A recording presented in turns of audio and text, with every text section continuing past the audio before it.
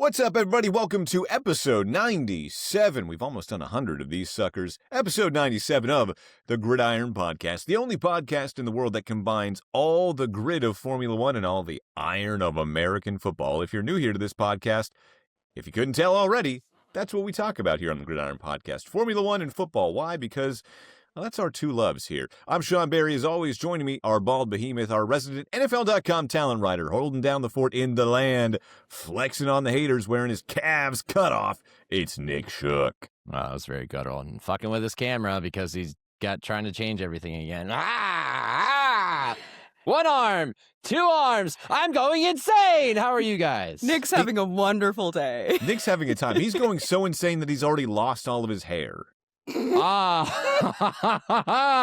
even a minute into this. We're 54 seconds into this podcast, and I already got a bald joke in there. Love it. And then, of course, also joining us, as always, is our Canadian queen, Katie Caldwell. Hi, friends. I've missed you guys. It's been a Both minute you guys since we and our recorded, listeners. It's been a moment, so I'm very glad to be back with you guys today.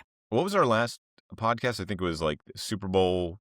Reliving right the after Super the Bowl. Super Bowl. Yeah, right after the Super Bowl. We've taken a couple of weeks off. Our schedules just haven't lined up. We've been waiting for the new F1 season to start, and it did this last weekend in Melbourne, Australia. So that is where we are going to start this episode of the Gridiron Podcast. And then later on, we'll switch gears and talk a little NFL free agency, because the tampering period, Nick, it be tampering. And it definitely wasn't tampering before the period. No. There was it no absolutely, tampering. There was no tampering before noon on Monday, My March brain is tampered. 8th. And everything that. has gone off without a hitch. March 9th. Totally. Yeah. Nobody got cold feet. No and controversy, decided- No. no chaos, Call off no. the wedding. No one called off the wedding at the 11th hour, not at all. We'll get into all of that a little later on. But first, we're in first gear here. We are talking about the Australian Grand Prix, the season preview, not preview, season debut, season premiere.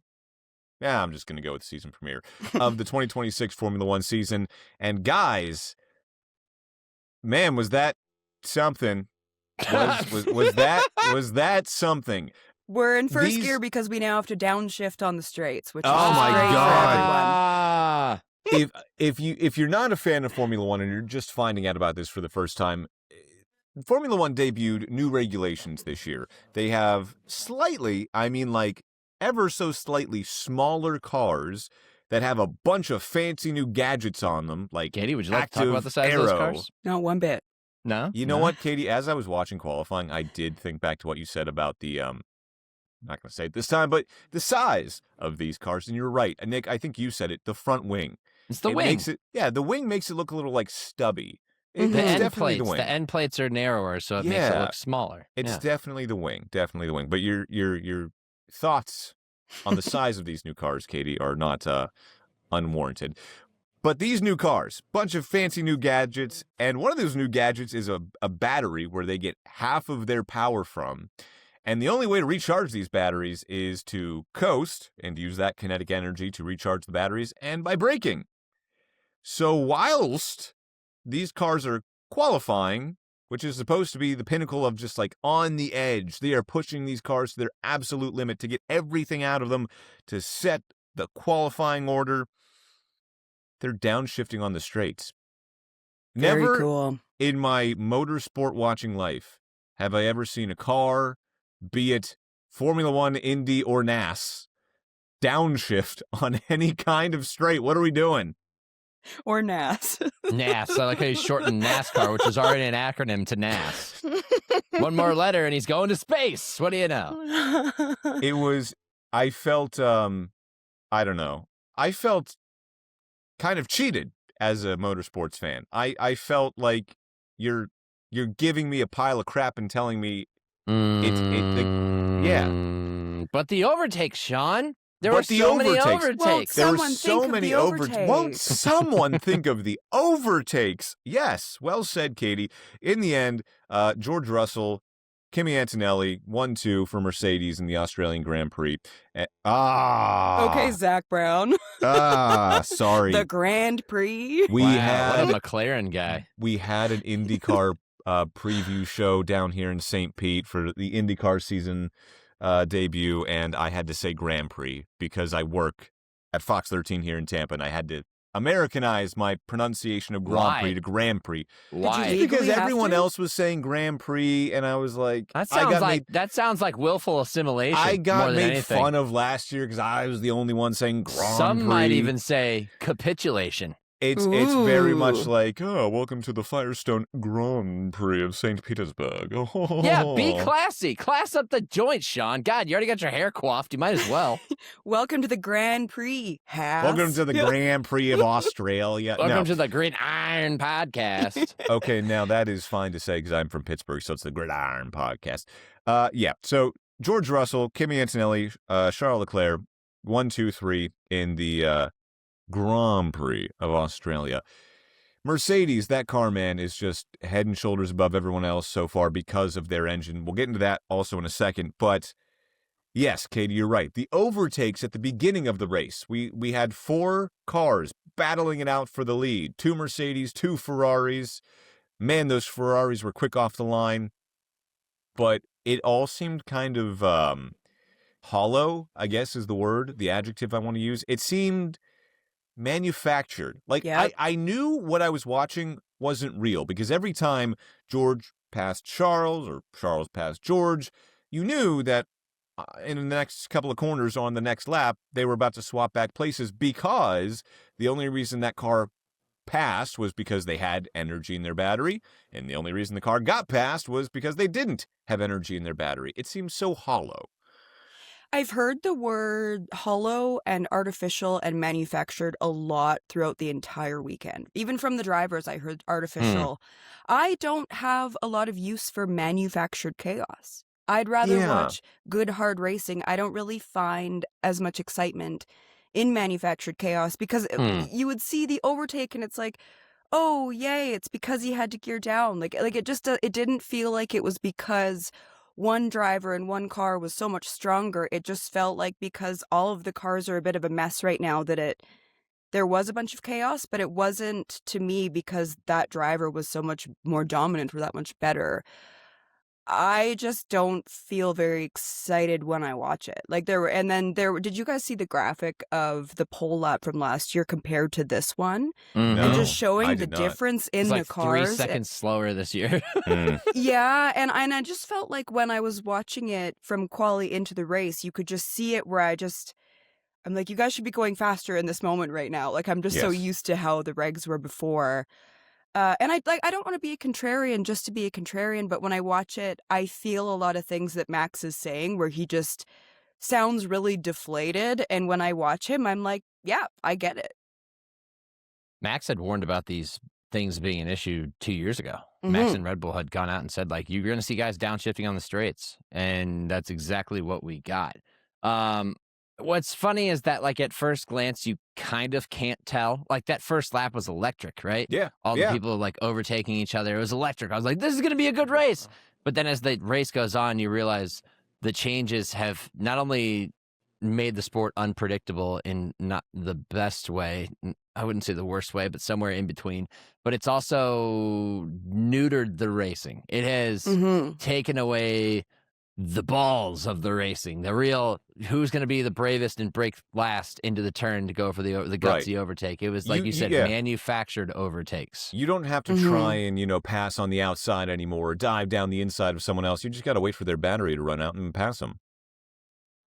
Yeah. Which, like, strategy is involved as a driver. It's just not the traditional driving where you're, like, going flat out through certain areas and really trying to hit the best line, gain the time. It's like it's a completely different way. It's like playing small ball in baseball as opposed to, like, swinging for the fences, right? Like, it's still a way to win, and some people appreciate it more than others, but you have to manufacture runs. It's kind of the same thing, and I think that's not going to sit well with people, but I also think that, like, I was watching a video today on YouTube talking about how they're going to consider changes after China, but until then, they all are like, let's not make a rush decision and maybe mess it up even more. And I think that's actually really interesting, Nick, just because we're one race into these new regulations, and they said, hey, after 2 races, we're going to reevaluate this. After 2 of the scheduled 24 races, probably won't get to all 24, but for various reasons. But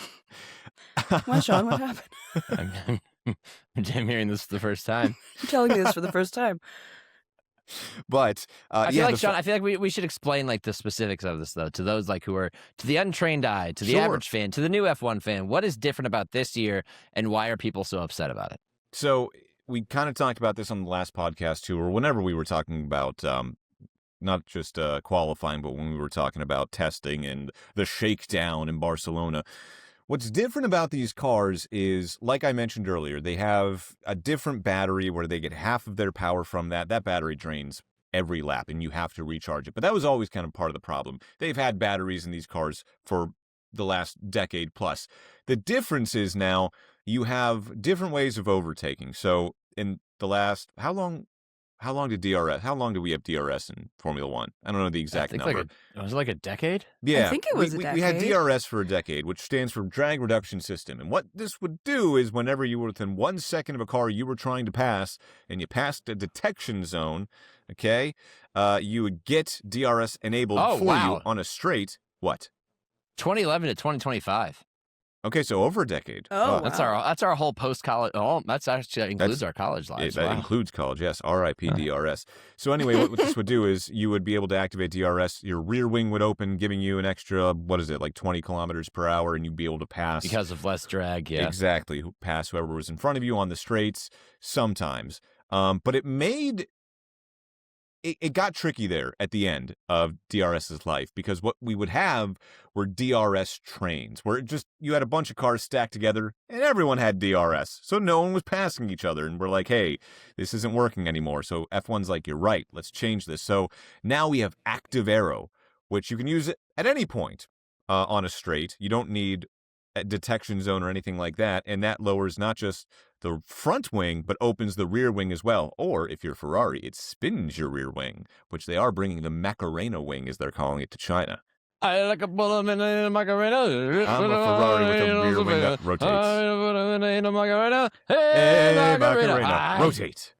But you also have boost and you He's also like, have I'm not getting overtake this involved. year. No, Nick nailed the lyrics perfectly. There was no need for me to jump in. So you also have boost and overtake this year. Boost you can apply at any point throughout the lap, but again, it drains your battery. Overtake is, again, you got to pass a detection zone. You got to be within 1 second of a car, and then it is given to you on your steering wheel, like your steering wheel lights up. Like a video game, and you're like, overtake, I can hit that. But both of these things, and all three of these things, drain your battery quickly. So again, battery preservation is now the name of the game, which is why when we're watching qualifying, which again has been some of the most exciting, hours of Formula One over the past couple of years, because these cars are designed to corner so hard and go so fast down these straights that you don't know how these drivers are actually pulling this off. Now we hear and see cars downshifting while on straights, which is horrible. Like, I'm going to hear that sound in my nightmare, hear joo, joo, joo, joo, while a car is still on a straight and not reached the corner yet. We've lost Nick. We did lose Nick.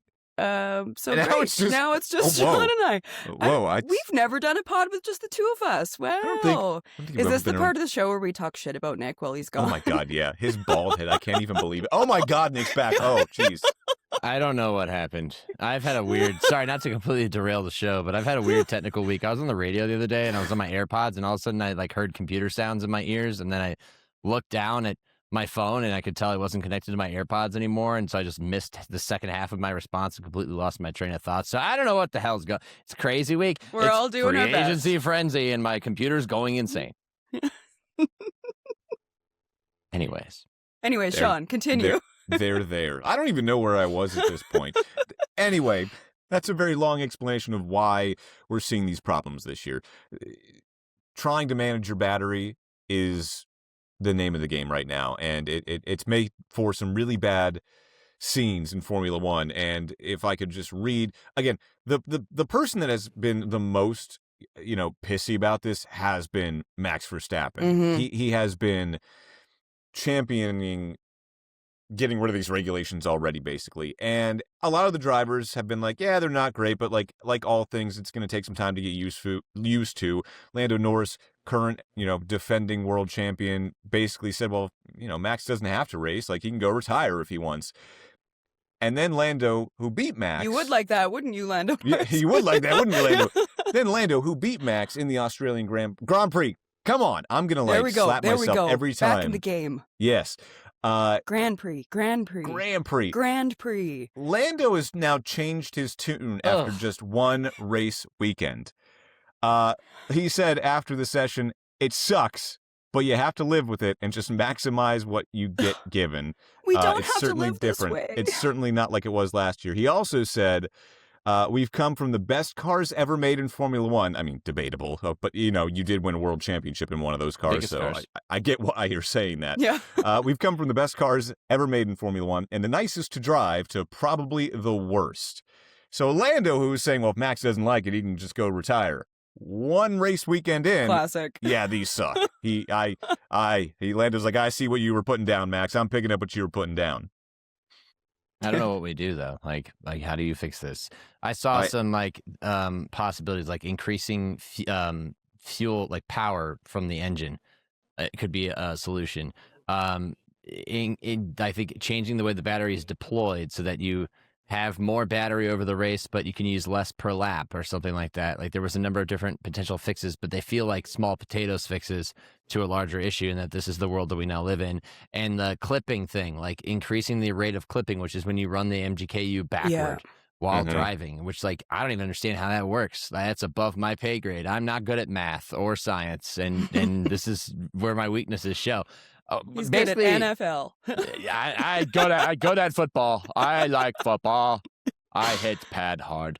I don't know what to do here with this. I truly don't know what to do with this. I guess one of my fundamental issues with all of this, because it's changed just the scope of the sport so much, is, and I'm someone, I would consider myself an environmentalist. Like, I'm a very progressive person. I think it's important to move towards clean energy. And I just feel like in F1 specifically, are the cars the actual problem? Because I think about every single race where there's going to be 300 private jets flying there. Yeah, and am I the problem? Am I the problem? And that's what it feels like. It's changed the entire sport so much. And I feel like I love everything moving towards net zero. And I think it's good for our world to implore these different types of goals and priorities. But I don't know if the actual cars are the big issue relative to what F1 is. And they're the traveling circus that moves all over the world. And at some point, there's I just so want to much see about some money in that, as so many big businesses are. There's so much about money, and it just feels so funny that the sport has been so fundamentally changed, when I don't think that's going to move the needle and save the world. That's how I look at it. I'm all for these goals, but when I look at F1 as a sport specifically, I'm like, look at every single other thing you're doing with moving this all around the world and not aligning the calendar well, so you're doing less travel. It feels like there's a lot of, I guess, just a lot of contradiction. If that is their goal. And it's changed the sport so much, but just look how much carbon they're putting out to the world every single other way. Just with all the private jets, everything. I think that's one of the things that bothers me the most about it. I think it points to the old fallacy of if every home recycles, we can save the planet, when really it's if every corporation actually did what they were supposed to and were environmentally friendly, it would make a much larger dent in the whole global climate issue than you recycling your milk jug. But yet, that's where we are. Let's make the cars hybrids because we want to seem energy forward. We just need to use a few more paper straws and the world will be saved, you guys. Yes, that paper straw can melt in your coffee. I hate paper straws. They get all soggy and then you can taste the paper. That's the worst. Using a paper straw. To hell with the turtles. Don't you bring the turtles into this. But I'm also in favor. It's not just being environmentally friendly, but seeing new technology kind of being invented by this sport is equal parts athleticism as it is science. This is a very nerdy sport when you really get down to it, and that's one of the cool things about Formula One. But again, at some point, I just want to see some hot, nasty, badass speed, man. Come on. We were all thinking it. All right, Eleanor. Jeez. Slow down there. And it's gotten to the point, too, where, other people are noticing and kind of trying to, draw in fans that maybe F1 is kind of spurning a little bit, including IndyCar here in the States, which is Here we go. No, dude, Chip Ganassi Racing on March 7th, they're on their official Twitter account, used super clipping, downshifting on straights, battery management. Yeah, we don't do that here. We race. And everyone's like, yo, IndyCar's taking shots at Formula One. I mean, of course, IndyCar's never going to rise to that level, but This other is the time to take shots. formulas Yeah. are starting to clown them because, again, when you are a motorsport fan, when you watch several different series, when you hear downshifting on straights, you're going to look at this and going, what are we doing here? Yeah. Now, Formula One is defending all this by saying, well, last year, there were only 45 overtakes in Australia. This year, actually, there were 120 overtakes. Overtakes everywhere you look, or action everywhere you look, was the graphic that they created and put out on social media. And then when so many countless Yep. fans were like, actually? Oh, Everyone started censoring them. They didn't want to hear it. Yep. They started censoring their own fans on social media. Yeah. When you have to do that, Yep. you know people don't like what they're being sold. Yeah, it's not a good look. I was trying to unpack the discourse following the race because I was like, oh, I was entertained. And then I was like, well, I know where I can't go for information, which is F1. Can't go to F1.com, can't find any breakdowns on F1 TV. Gotta go to outside sources for true discourse and Reddit. criticism. The true Oh. town hall of the people. Obviously. The one- last bastion of internet freedom, Reddit. Yeah. The one thing that does kind of give me a little bit of hope is on Beyond the Grid last week, F1 of F1's podcast, Carlos Sainz said, he hopes that the FIA and Formula One keep an open mind when it comes to making changes with these regulations. We can always change things. Let's not stick our feet in the mud and just be stubborn about this. If something's not working, Mhm. let's change it. So there is still time to do that. Again, this is the very first race we've ever seen with these regulations. And if we could we talk about the race just a I little was going bit? to say, about Yeah. that race, Sean. I do just want to make one quick note, just on the hiding of comments before we do move on from that, because fans have a right to be annoyed by all of this, and it does feel very like they're just putting their head in their sand and in the sand. But what's funny about this to me is it's almost giving a bit of Streisand effect, where we're talking about it a lot more because they're actively going out of their way to hide it. It's usually how it And then works. that's becoming viral memes of being look at all these hidden comments by the official F1 account. I do feel like because they are going out of their way to hide all of these, fans do have a right to be annoyed. And I think we're living in a time where everybody's a little bit frustrated about the suppression of information. So many parallels that we could unpack here. So many connections to be made. It could be a super highway of connections. You're right. There were so many off ramps I wanted to take, and I'm like, nope, stay on the highway, Sean. Stay on the highway. Stay on Thank the you toll for saying road. on Stay on the cut box.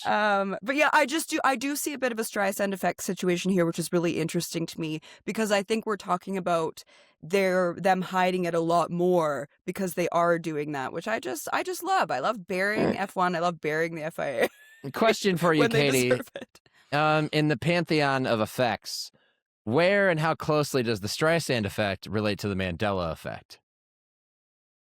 Oh, I gotta dig deep into. I studied And all where this does stuff the in school the Pythagorean first time. I theorem need to fit dig in? deep back into my textbooks. We don't do math here, Sean. We don't do math. Oh, sorry. My bad. So about that race, Mercedes confirmed to be sandbagging, by the way. Everyone in testing and in the shakedown is like, all right, who's sandbagging? Nick, you're like, I think McLaren is sandbagging. They were not. They were not. They Especially were not not. Oscar Piastri. They were definitely He was not. sandbagging his ability to shift or something. I Mercedes don't know. probably sandbagging a little bit. They 100% were sandbagging because they have a certified rocket ship. That little shot of when George and Kimi go 1-2 in qualifying. The smirk. Of Toto in the garage. He Just just looks looks at the at me. camera, smiles. I'm like, as the face of a man who knew all along he was sitting on a rocket. Anyone who has watched F1 before the only Max era just shuddered when they saw his face do that. Because they're like, we know what this means. Oh, They're God, back. here comes They're about Darth to go Vader. 1-2 in every single race. Darth Vader has returned. By the way, his one more smile thing. said that. One more thing that really, really annoyed me, because remember during testing we were going to have all these problems with the start, cars weren't going to be able to get off the line, so they're like, actually, we're going to give you 5 extra seconds to rev your engine. Those 5 seconds were the most annoying 5 seconds of my life. When the cars pull up to the box, the blue lights come on and a sign says, pre-start. And I'm like, what? And you just hear 22 cars go, I'm like, how long is this going to last? Oh my God, they're still going. It's like a car alarm.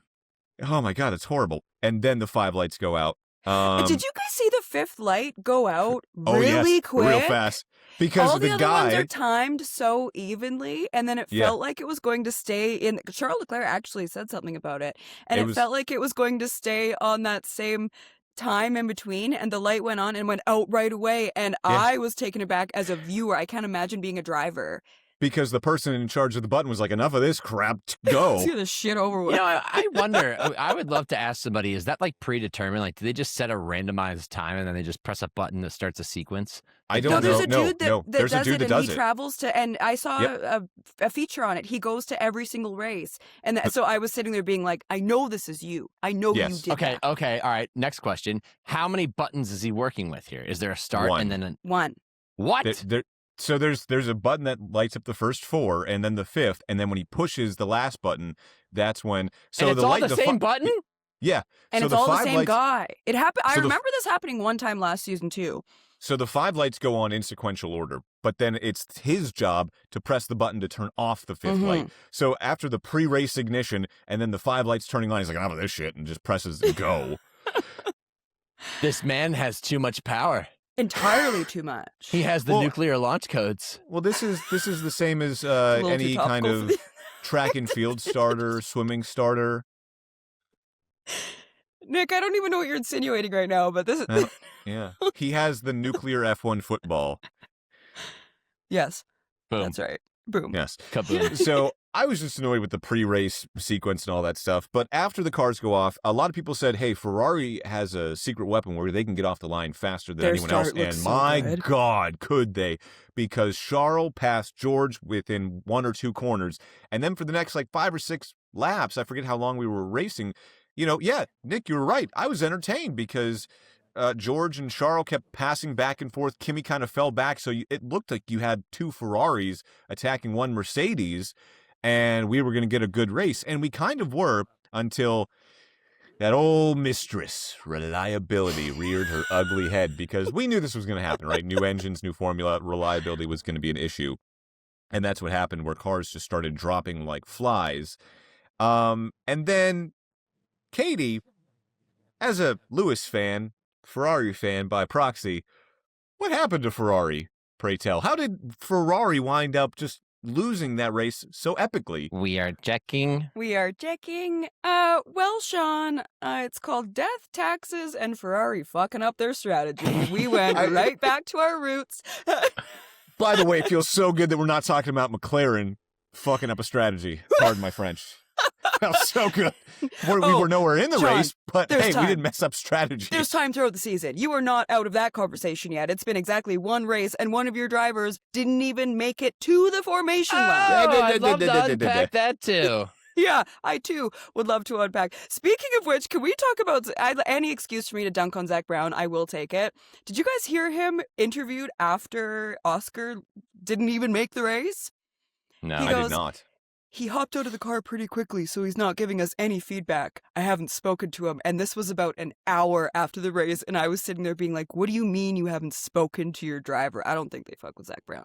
That's my low-stakes conspiracy theory. Hello, did you watch their sit-down on Drive to Survive when it was just him and Oscar chatting, and he's like, so, you can't tell me that, on the next lap, you weren't, 10 more points in the bag for me after Lando crashed, in Montreal. 10 more points in the bag for me. And Oscar's just very uncomfortably through gritted teeth being like, after I knew he was okay and that it wasn't my fault, sure. They know he's a freaking cornball loser. And then Zach has the audacity on DTS to go, yeah, I think I got a pretty good idea of when to talk to the drivers and when not to. I'm like, do you? Are you sure about that, brother? Because I have a sneaking suspicion that they wouldn't agree with you. Are you going to pick a driver? Nah, I'm not going to answer that.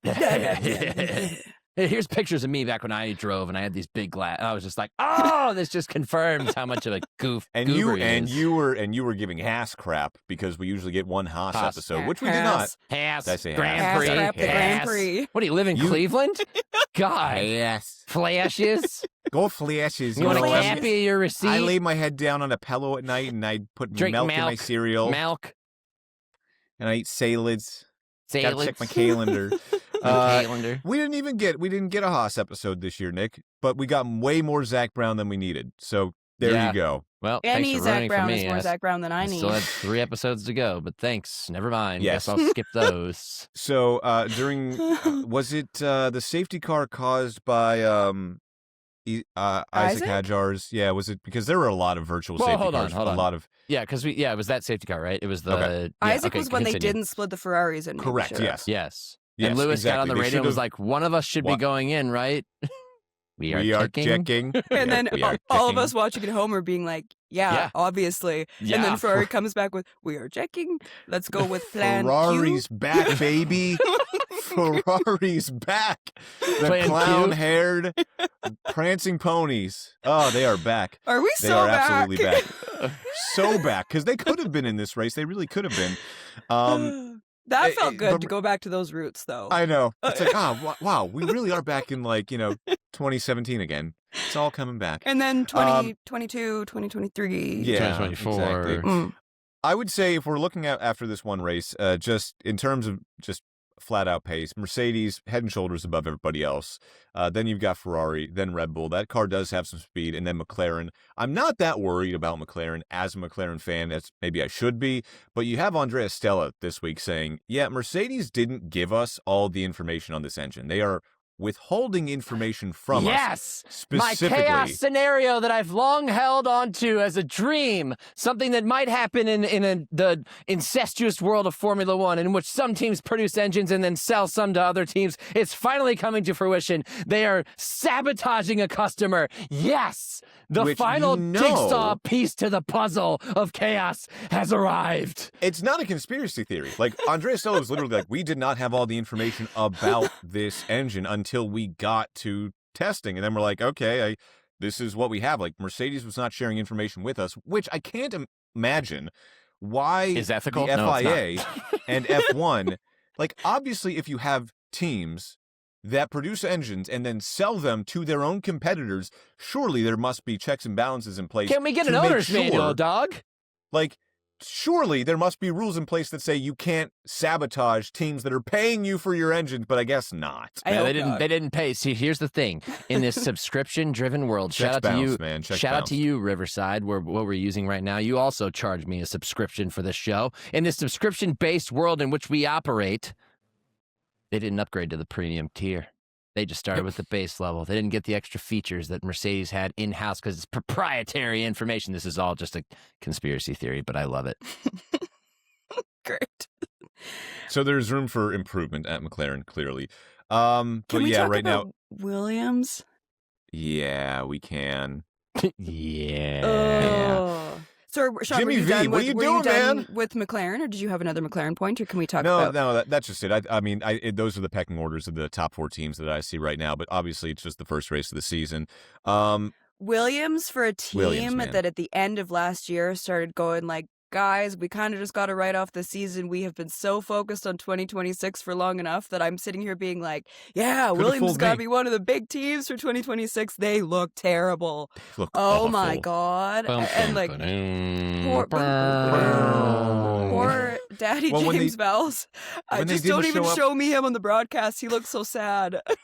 Well, when they didn't show up to the shakedown in Barcelona because they were grossly overweight, they couldn't pass the safety test. Like, oh, this is not good. And then they show up in Bahrain, and it's just like, okay, this is not going well. They have definitely slid backwards, big time.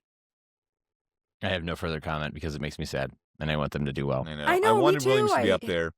I hate it for Alex. I hate it for Carlos. I hate it for everyone involved. And I hate it. I hate it for Buccaneers reporter River Wells, noted Williams fan. Yeah. Yes. Recall. Masterclass. You know what? I'm off tomorrow, so they're having press conferences for the free agent signings down here in Tampa. Definitely not for the one they lost. Why, Sean? Just What the ones happened? they signed. That's We'll a talk tease. about that. That's a tease. A little later on, but I was like, I was gonna go up to River and be like, hey man, because he always wears a Williams shirt. And I'm like, hey man, sorry, I'm sorry. I can live with McLaren coming in 4th and 5th. I can live with that, but I have a question for Williams, River. I'm sorry, man. I'm sure he doesn't listen to the show, but you could ask him this next time, even though I've never met him. Did he choose Williams because his last name is Wells and they wear a W as their logo? I don't know. I'll ask him next time I see him. It's worth an ask. When do we have mini camp? Food for thought. When do we have OTAs? I don't know. I'll ask I don't him. know. I don't want to think about that. The draft. I'll ask him before I the don't want draft. to think next about time that I see either. him. But yes, Williams slid back. Aston Martin, as advertised, Put the ass in Aston Martin. could not finish the race. Except, no, Lance Stroll did finish the race. 15 laps down. Yeah. I'm watching the race and I go, wait a minute. I look at the scoreboard on the side. I'm like, how is Lance still in the race? It says it's plus 15 laps. The scoreboard, the timing, whatever the hell you want to call it, the 15 graphic. laps down. Fernando Alonso had to retire after 25 laps. And Fernando was 15. Yeah, Alex Jakes. No, I thought it was 25. Nope, 15. 15 Planned laps. Because they were retirement. they were hoping for 25, but then 50. So then they said it on the broadcast. They're like, yep, right on lap 15. Yeah, There it is. Alex Can Jakes you in imagine the F1 going into a broadcast. race and being like, yeah, you're going to run half of it and then we're just going to retire you. So And have then fun. Katie, due to why, wait, the why permanent did nerve Aston Martin? damage. Yes, please explain. Why did Aston Martin have to retire a car after 15 laps?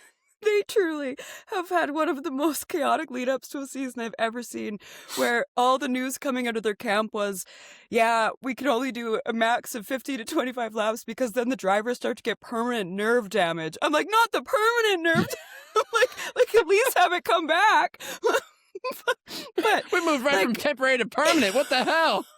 But like, what are we doing? If you are Adrian Newey, you have got to be sitting there reevaluating every single choice you've ever made in this God-given life, because you're looking at Red Bull do what they do, and you're like, I'm so embroiled in this fuck-ass team, and we can't even go over 15 laps without nerve damage to our drivers. I also want to know what nerves. Like, let's pull up an The nervous anatomical system. chart. I have a theory. Because Is remember, it the hot nerve on social media, the vagus nerve, however you say it, the one that supposedly regulates your well-being mentally? Is it that one? Is it sciatica? Are we giving Fernando Alonso some overdue sciatica? Have you guys ever had sciatica? It is the worst. I do have a theory. I would You crash the remember car when inside. Lance Stroll got into that mountain biking accident and like broke his wrists and stuff? Both, which Got is crazy. surgery and then like came back, drove the car, points finish, I think, and we're like, yo, that dog, Lance Stroll's got that dog in him. Turns out to be a puppy For dog. exactly one race. Yeah, that For dog. exactly one race. I'm pretty sure he has Luke Skywalker hands. Like, I think he's got robotic hands, because why doesn't he get nerve damage? Yes, he finished 15 laps down, but he finished. So we're saying it's more like carpal tunnel is what you're saying. Probably. Okay. Yeah. I And also feel like it's time to talk about how irresponsible Aston Martin is with their drivers, because there was a little nugget in DTS where they were like, yeah, and Lance has had issues ever since coming back so early. It's like, oh, you're just going to very casually drop that in the show that he's had issues ever since, what was that, 2 seasons ago?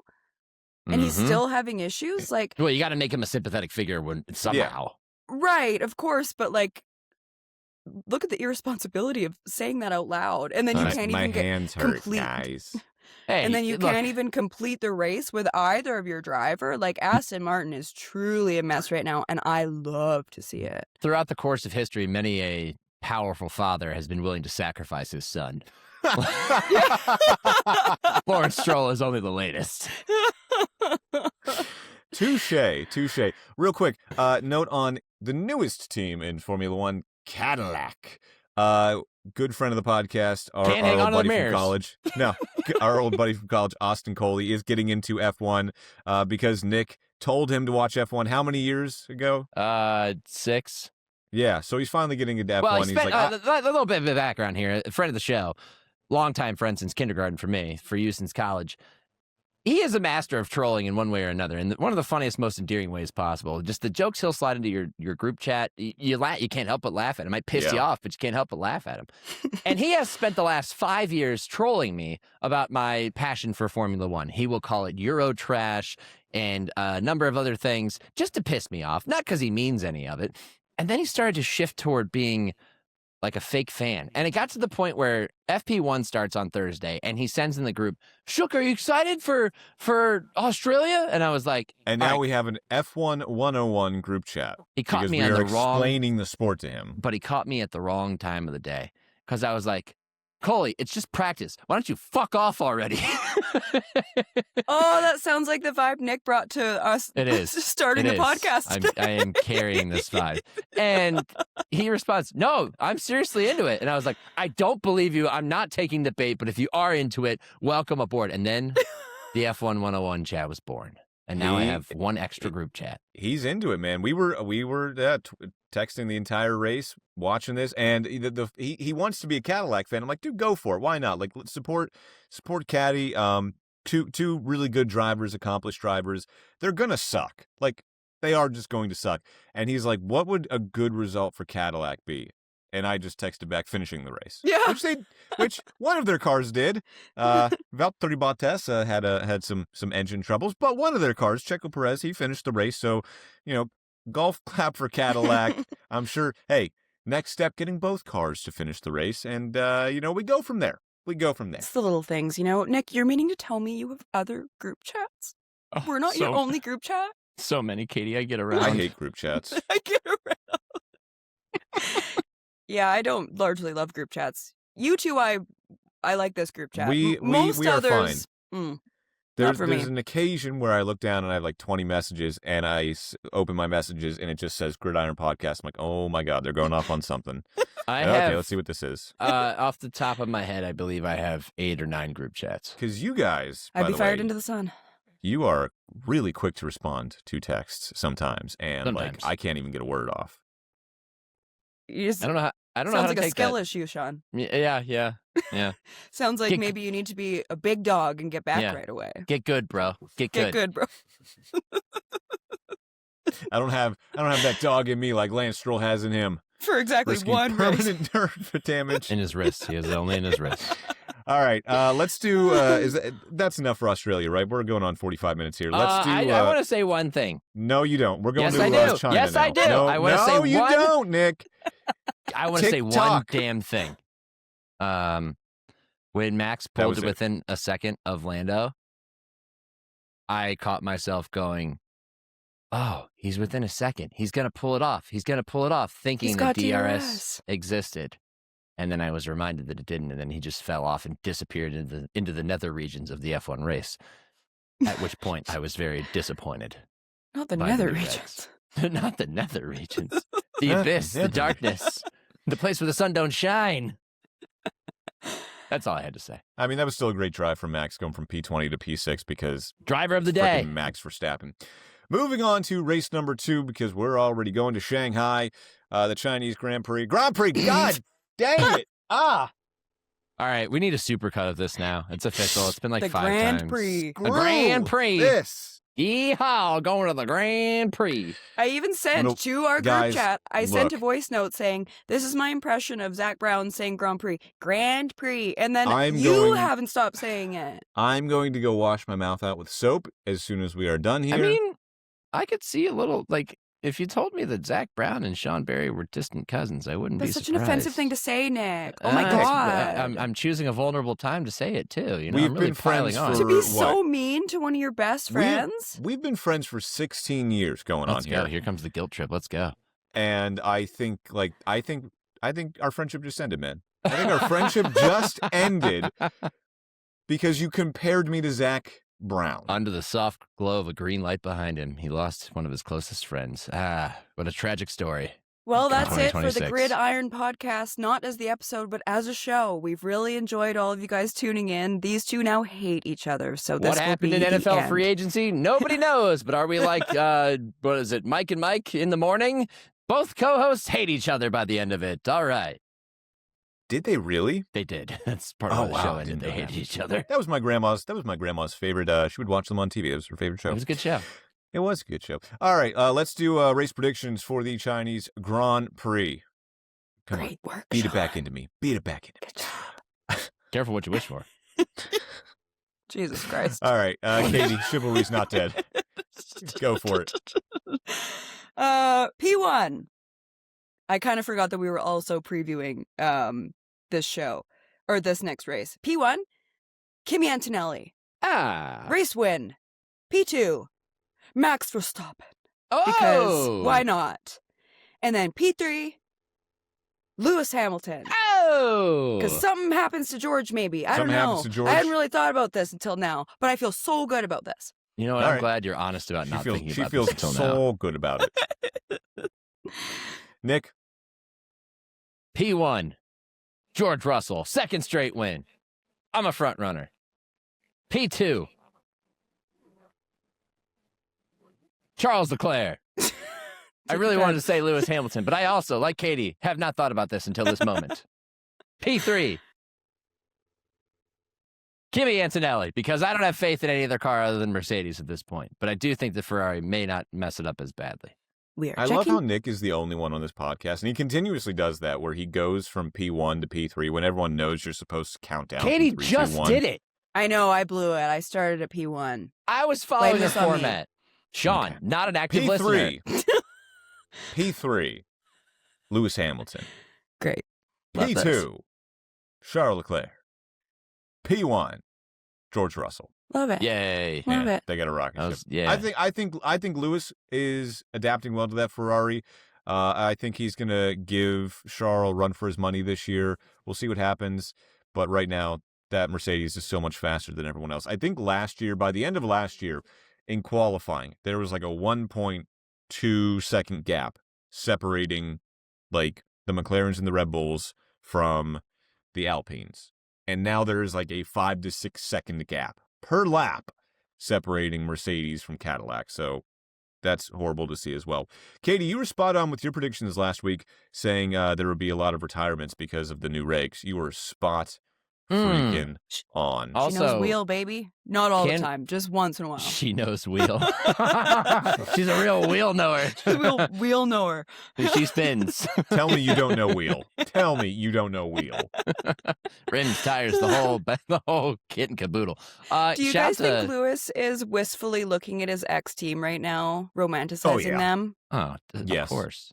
Although Yes. he's Even in the I running. am as a Lewis fan right now. He's in the running though. Like if they don't mess up strategy, this is the point I wanted to make. That's like, a huge near if the top of the for show. Ferrari. But if they didn't mess up strategy, I think it's a much closer finish. And then maybe we're talking about somebody other than George winning. I don't know. I mean, I'm sure I want to see the Ferrari group chat because Lewis is probably like saying something in it, and Charles just sends him that meme of the what's that show Westworld where it's about to be hung. It's like, oh, first time. Oh, I thought you were gonna send the meme of, I ain't reading all that. Sorry that happened to you, or No. happy for you, whatever it was. Where That is James- such a big if, though. What did Max say? He's like, if my grandmother had wheels, she'd be a bike or something. No, he said if my mother had My mom balls, had she'd balls, be my she'd be my dad. dad. Oh, And then Mike there was Thompson no followed words it up but with wheels and a Wheel bike, I knower. think. But if my Wheel aunt had knower. my uncle's parts, or my aunt had male parts, she'd be my uncle. Yeah. All anyways, right. yeah, that is a really big if with Ferrari strategy, Nick. It is. Let's switch gears now One can dream. to the NFL. Free agency frenzy. Silly season in the NFL is Yeah. really silly so far. Started on Monday at exactly 12:01. Deals were announced after supposedly you were only allowed to contact people at noon on Monday anyway. There was no but tampering. there was absolutely no tampering before I mean, the it is legal legal. tampering window opened. Oxymoron. Contradiction. I know. I think I'm going to choose Um, this. Actually, excuse me. Hold on. Okay. This is where I'm going to leave. Bye, Nick. Nick been is real. tired of talking of the NFL. He's just like Just scooting. kidding. What do we want to God talk is about good, first? Nick. Do we want to do the Maxx Crosby drama first? I feel Yeah. like we have to.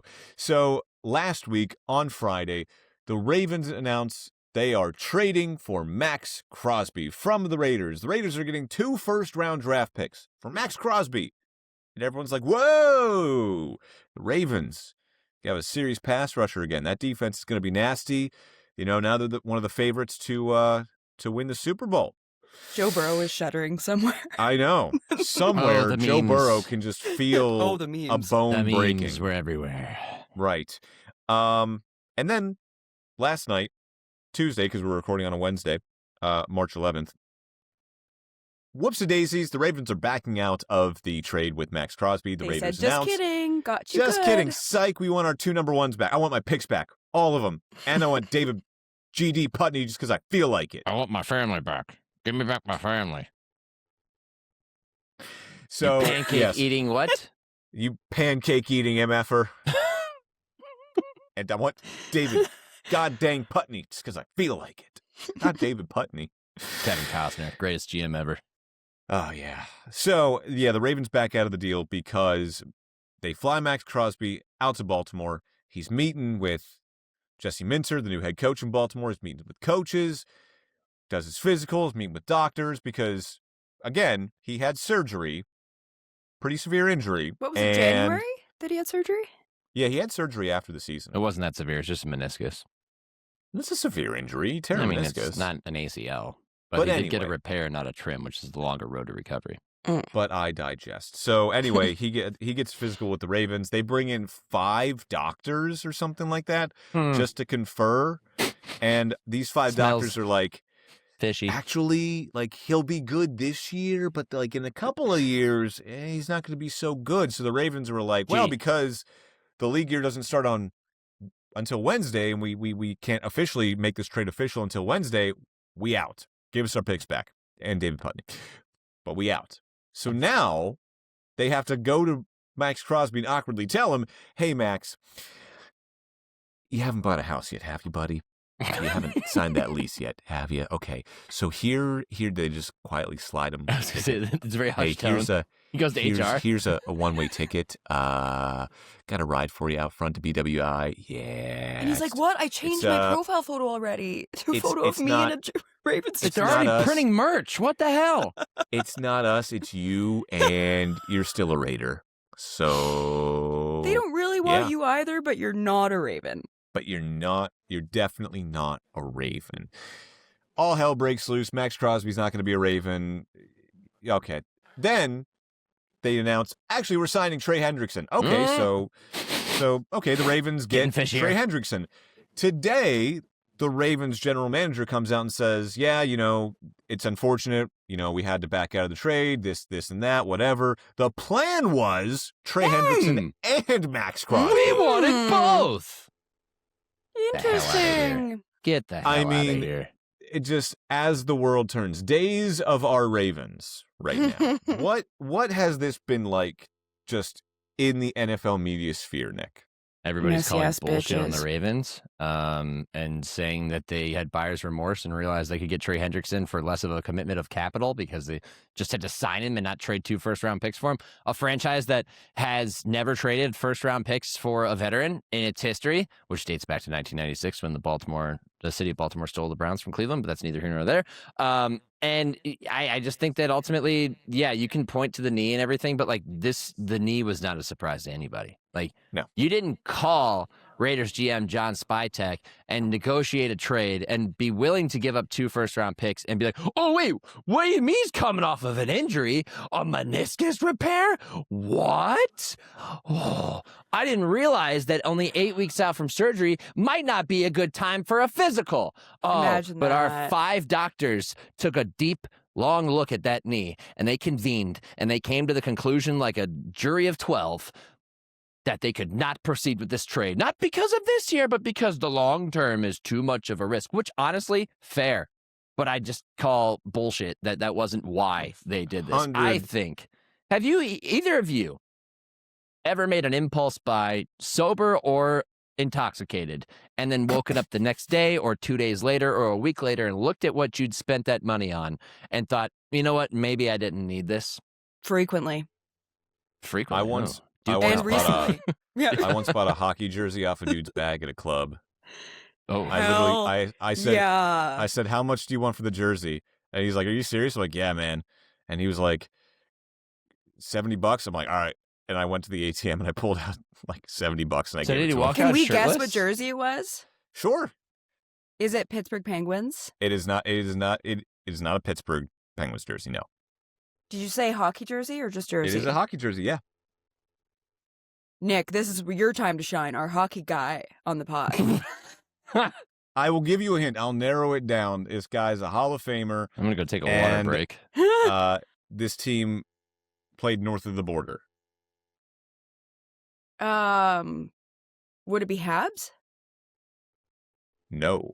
Nordiques. Ooh, love I that. literally, this guy's wearing like a baby blue Forsberg Hell yeah. Nordiques jersey, and I was like, the Peter Forsberg? yes. Did I you got just something Google right. Forsberg, Nick? No, I knew that.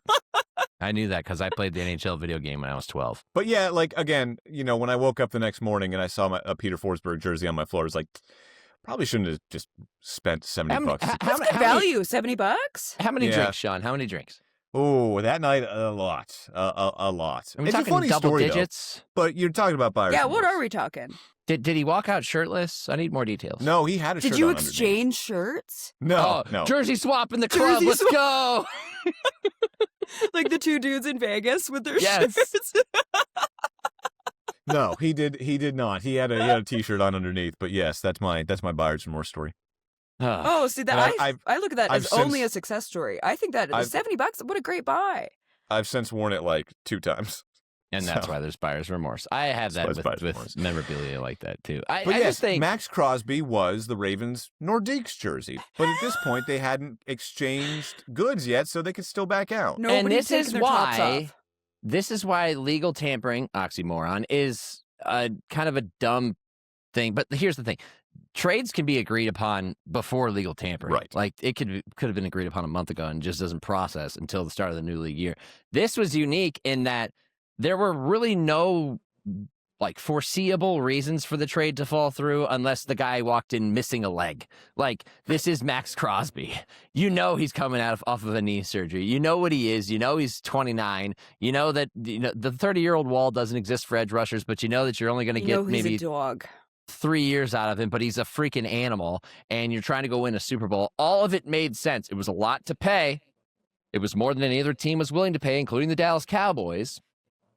And after the dust settled with the initial reaction to the trade, the big shocker arrives in that they decided to pull out. And the funniest part about it was the way the Raiders worded it when the news became visible and apparent to them. The Baltimore Ravens have pulled out of the Maxx Crosby trade. They literally just called it. They called a spade a spade. And I'm like, oh, the salt. I can feel it through the screen of my phone. Oh, And then yeah. today, the Raiders had Maxx Crosby's surgeon release a statement saying, like, yo, I did the surgery. Dr. Neil He's on Elatrach. track. Yep. I Like, missed he's that. literally like 1 week off a crutch. Like, what are you doing? Like, yeah, he's fine. Or he's, yeah. Still smelly. Still fishy. So this is all happening. I guess the good news is it gives teams like the Cowboys, the Bears, the Buccaneers a second shot. Or I thought I Maxx read the Crosby. Cowboys were out. they are out. And They're out. Yeah. it's kind of like driving a car off of a lot. As soon as you drive Yep. it off, it depreciates in value. Are the Raiders even going to be interested in a trade now? Look, what's the most intoxicating, enticing element when it comes to pursuing something? It's the fact that you can't have it, but you want it. And then you saw a team have it and reject it, and suddenly you don't want it anymore because they didn't want it. So I will think that he ends say- up staying with the Raiders. I will say, as a Interesting. Steelers fan, when I found out that the Ravens were getting Maxx Crosby, I was like, oh, crap. Yeah. Finding out they're getting Trey Hendrickson doesn't scare me as much because And, they've already and played how about this? Trey Hendrickson twice a year for the past couple of years anyway. So the Ravens lost a lot of players in free agency. A lot of them followed John Harbaugh Yes. to New York. Tyler Linderbaum went to the Raiders on a massive contract that was $9 They million played more this per whole year. free agency period under the assumption that they were going to have Maxx Crosby and pay him, and that's how they operated these free agency decisions. Yes, which That's is bad business. So, and I think that part of that was, oh God, we just lost all these players. we need that draft capital more than I think we realized. And we're going to need it next year, too. We can't afford to make this trade anymore because we have too many holes to fill elsewhere.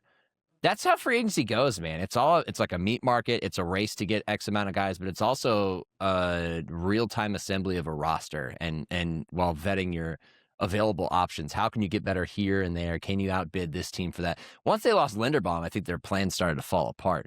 And Hendrickson slides into the picture, who, by the way, had a very weird approach to his own free agency, where it was like he essentially was like holding out on signing with anybody. Oh, multiple offers on the table, but he's reevaluating and he'll make an official decision tomorrow. Who needs an official decision? This is not signing day in high school to college football, guys. It's free agency. This is not how this operates. So all of this stinks, and I don't care what Eric DaCosta said. I wrote about it. I read through the quotes. I listened to the press. Doesn't matter. This smells, and if I was an NFL team looking to do business and the Ravens called me, I would think twice about making an agreement with them after this. Ooh. Yeah, that's a really good point, It is Nick. fair. I mean, yeah, that's a really good point. The other, I mean, there's been a lot of, we're not going to break down every free agent that is signed and wherever they've signed. Should we There's talk too about many Mike to count right now. Evans? But there is one that we do have to talk about because it's the one that reverberated perhaps the most until this Maxx Crosby debacle and then Trey Hendrickson signing with the Baltimore Ravens. Yes. Mike Evans. Remember all the times we spent together. And Mike as our Evans lives is a San Francisco 49er. trading one shade of red for another. And one metallic shade for Don't another. cry, Buccaneers fans, because it's over. Katie there. Smile because it happened. Don't mind me over here. Katie's pissed about Mike Evans. It's the magnetic fields coming. Substation. Get to that in a second. I did a podcast outside of it. That just sent our Monday here in Tampa into a complete tailspin. I mean, we led every newscast with the fact that Mike Evans, not just sportscast, we led every newscast with the fact that Mike Evans was leaving the Tampa Bay Buccaneers, heading to the San Francisco 49ers to sign a 3-year deal from one bay to another. I kind of thought it was going to happen. I was probably in the minority of not just sports media in Tampa, but just like, you know, fans were like, "Oh, he's coming back." We've seen this song and dance before. No, you haven't. Buccaneers have never let him get to free agency. They've always like had a deal in place ready to go. Even 2 years ago, they got him before he reached free agency. Like the longer when his agent came out with a statement and said Mike is going to test free agency, oh, he's still open to returning to the Buccaneers. I'm thinking, you don't say that unless you know you're going. And I think there's the video that my buddy Kyle Berger, I'm not going to say where he works because he's a competitor, but he had that video of Mike Evans walking out on that Thursday night game screaming 3rd and 28 after the Bucs lost with a 28-14 lead in the fourth quarter. What happened on 3rd and Falcons. 28, Sean? What happened? Just an implosion. It wasn't even 3rd and 28. It was the implosion of the entire second half of the season. You could tell that like cracks were starting to form. And it wasn't about money in the end for Mike Evans because he turned down better money, and I'm sure the Bucs offered him better money than the 49ers.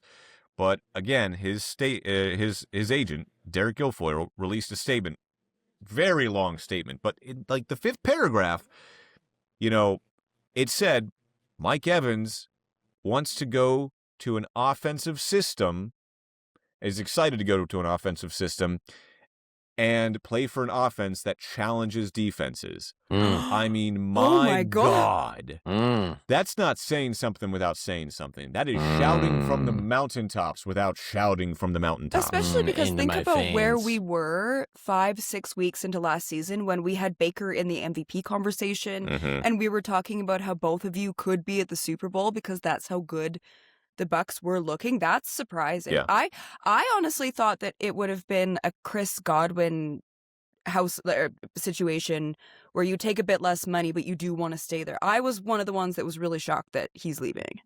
Okay.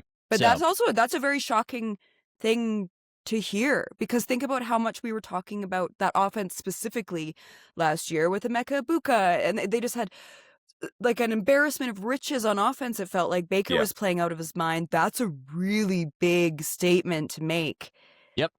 Let's consider a Wow. couple of factors here. Okay. So the Buccaneers have lost each of their last two offensive coordinators entering 2025 to head coaching jobs. That was Dave Canales to Carolina, Liam Cohen to the Jaguars.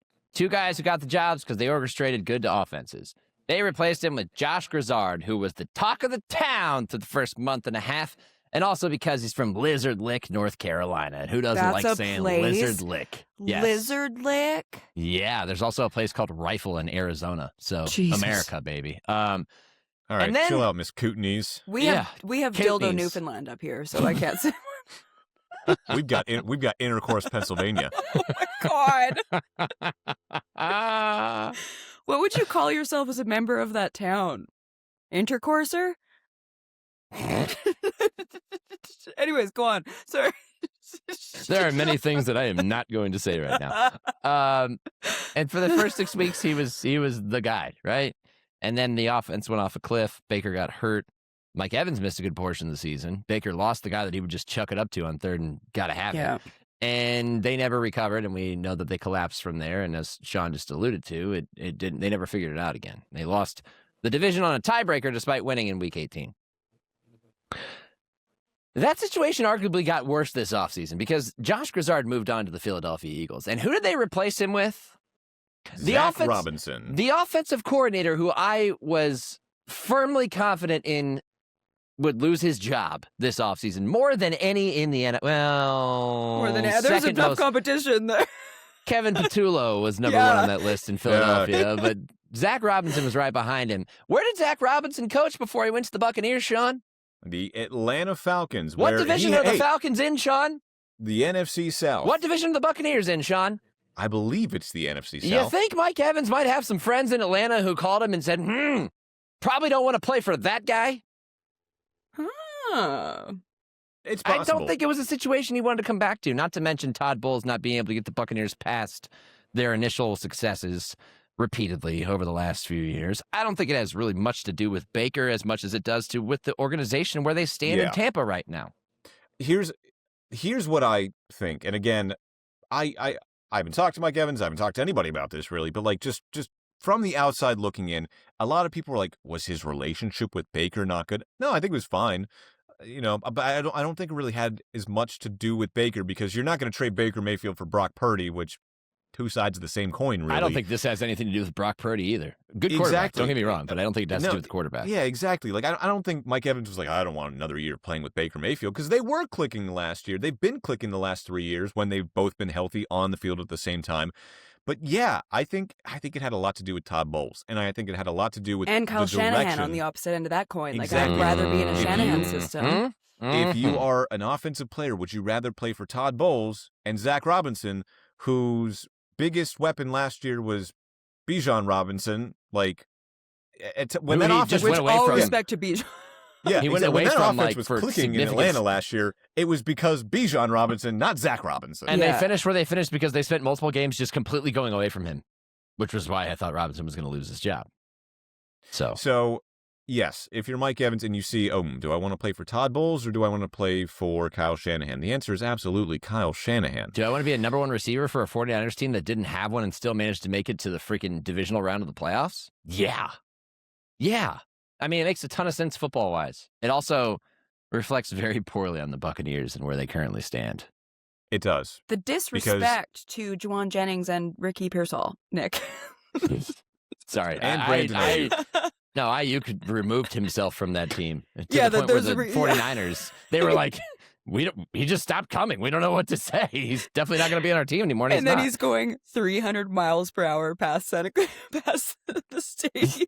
Yeah. Truly like- one of the craziest moments of the season was that video of him just going by Levi's. And I will say too, we were doing like breaking news coverage online and everything. We were talking to Bucs fans, and I asked this one guy who runs a tailgate, and I was like, "Hey man, like, did you think this was a possibility? Like, you knew he was going to test free agency. Did you think 1 hour into free agency he was going to be signing?" And he's like, "No, I didn't." Like, fans were like walking around in a daze because like that was someone they never truly thought would leave, and it has everyone who wears either creamsicle or pewter and red looking now at Todd Bowles and Jason Light and the Glazer family going, okay, what are you going to do now? Mike Evans is gone. Arguably your greatest player ever, definitely your greatest offensive player ever is gone. Trey Hendrickson is in Baltimore.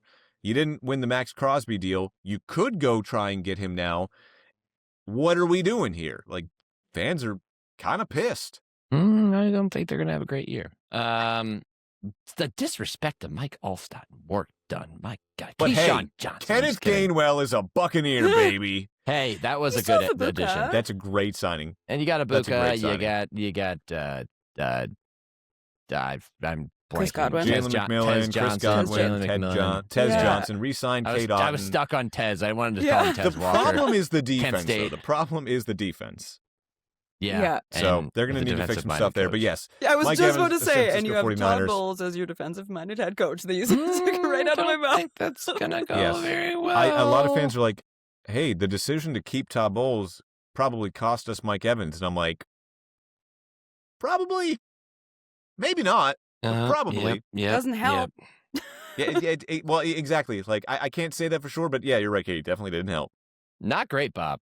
Not great, Bob. Not great, Bob. All right, we're an hour and 10 minutes into this one. Anything else on free agency? Or you guys want to get out of here? I mean, there's Let's so get outta much, here. but I just don't want to unpack any of it at this point. Oh, shout out Why, to the Nick? Steelers, man. Oh, Making yeah. some good moves. Love that. Oh, yeah. Love We that got for you, Michael Sean Pittman. and Yinzer Bob. Yeah, we'll have to have Yinzer Bob on the show here sometime soon. Yeah, Steelers making some good moves. I like it. Mhm. We Yinzer don't have a Bob, right Yin- side of an offensive line at the moment, so Yeah, but you have time, and Yinzer Bob Yeah. has time because Yinzer Bob doesn't know where Sean works yet. That's no, right. No, he does not. He has not. Only one. Cleaning lady does. Yinzer Bob does not. I heard her out there tonight. She didn't poke her head in. Can I make one quick note as a very sad Seahawks fan about Kenneth Aw. Walker? Yeah, Bye, sorry. K9. Kenneth Walker could have gone anywhere. And he went And to where the- did he go? And Oh, I went to Empire. the Kansas City Chiefs, and I hated that. And I still hate it. And even a division rival might have felt a little better. You know? It was just one of those situations of like, oh, okay. Mm. Great. You know what? Their I also one really don't- big issue that they have have no one at running back. I'm like, oh, no, you have Kenneth Walker. Sick. Great. I don't fault him though, because in Kenneth Walker's mind, Sick. you're like, oh yeah, Sick. you guys like Zach Charbonnet so much. Fine, he can be your feature back from now Which on. I do love Coming- Zach coming Charbonnet, off to be An clear. ACL. But he's coming off the injury, so you don't know what that's going to look like. But Yikes. how fun was it having like a 1A, 1B on a team that wins you the Super Bowl? Ask the Lions that because they didn't even win the Super Bowl and they lost one half of Yeah. their 1A, 1B too. Yeah, they did. Yeah. And then they went and got Isaiah Pacheco. Downgrade. Yep. Yeah. Yes. From Montgomery, yeah. Anyways, Absolutely. that's all for You know me. what's not Thanks. downgrade? The Gridiron Podcast. Yeah. We only That upgrade. is And you know who could subjective. use an upgrade? McLaren And the and FIA. Williams. And those cars in general. We'll see you next week for episode 98, the Connor Bedard episode of the Gridiron Podcast. Nice. Could have been the Phil Taylor Well- episode. But okay. Actually, We're going Yeah. we're going Connor Bedard, young star in the NHL. This was the Connor McDavid episode of the Gridiron Yeah. Podcast. How did I not start off with that? We'll be back next week to break down what happened in Shanghai over the weekend in Formula One and whatever else happened in the world of NFL free agency. Until next time, be good, be safe, have fun. As always, live life in the fast lane. can't promise that, but good night, Canada. Be safe. Do not be good. Good night, Canada. Be feral. Exactly. All right.